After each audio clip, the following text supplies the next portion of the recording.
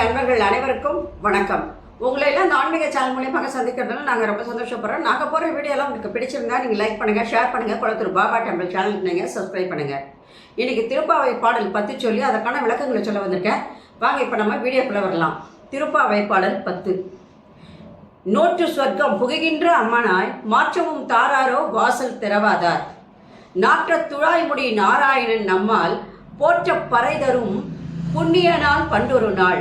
கூற்றத்தின் வாய் வீழ்ந்த கும்பகர்ணனும் தோற்ற உனக்கே பெருந்துயில்தான் தந்தானோ. ஆற்ற அனந்தலுடையாய் அருங்கலமே தேற்றமாய் வந்து திருவேகோ ரெம்பாவாய். இது பாடல். இப்போ இந்த பாடலுக்கான விளக்கம். இதில் ஆண்டாளினுடைய நகைச்சுவை இந்த பாடலில் தெளிவாக தெரிகிறது. அந்த அம்மா நகைச்சுவையாக கூட பாடல் எழுதக்கூடியவங்க அப்படிங்கிறத இந்த பாடல் ஒரு சின்ன பாடல் நமக்கு விளக்குகிறது.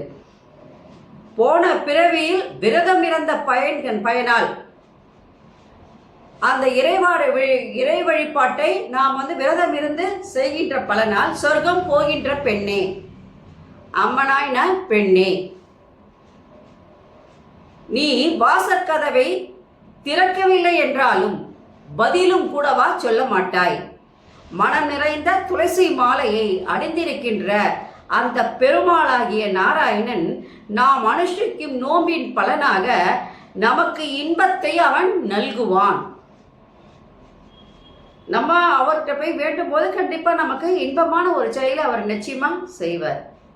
முன்னொரு காலத்தில் அவர் சொல்றா, அப்போ முன்னொரு காலத்தில் கும்பகர்ணன் ராமனின் அம்பினால் கொல்லப்பட்டு இறந்த அந்த கும்பகர்ணன் தன்னுடைய சகோதரனாகிய ராவணன்கிட்ட சொல்றான், எனக்கு பிறகு நான் இறந்த பின்பு நீ அந்த ராமனின் புகழை நீ உணர்வாய்.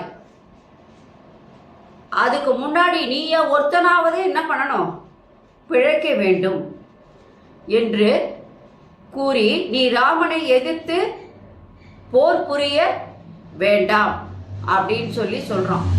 நான் போர் புரிய போறேன், ராமனை எதிர்த்து நான் போர் புரிய போறேன், நீ அந்த மாதிரி செய்யாத, நீ ஒருத்தராவது பிழைக்க வேண்டும் என்று கூறுகின்றார். அப்போ அந்த கும்பகர்ணன், இது புராண கதை என்றாலும் இதோடு இந்த ஒப்புமையாக அந்த அம்மா நகைச்சுவையை கொண்டு வருது.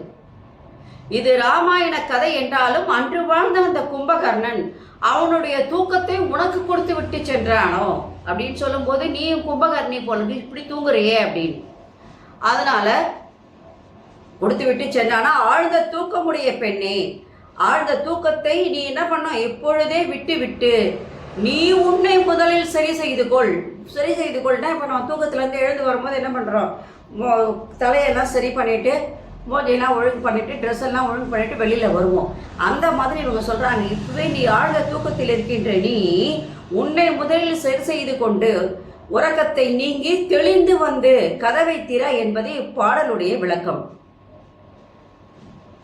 கூற்றத்தில் வீழ்ந்த கும்பகர்ணனும் தோற்றம் உனக்கே பெருந்துயில் தான் தந்தானோ. அந்த நிகழ்ச்சி ஒரு சிறப்பான ஒரு நிகழ்ச்சியா இருக்கு. அந்த அன்று வீழ்ந்த அந்த கும்பகர்ணன், ராமனால் வீழ்த்தப்பட்ட அந்த கும்பகர்ணன் இன்னைக்கு உனக்கு அந்த தூக்கத்தை கொடுத்து விட்டு சென்றானோ என்று இந்த பாடலில் இந்த அம்மா சொல்லும் பொழுது நகைச்சுவையானது அழகாக தெளிவாக நமக்கு தெரிகிறது.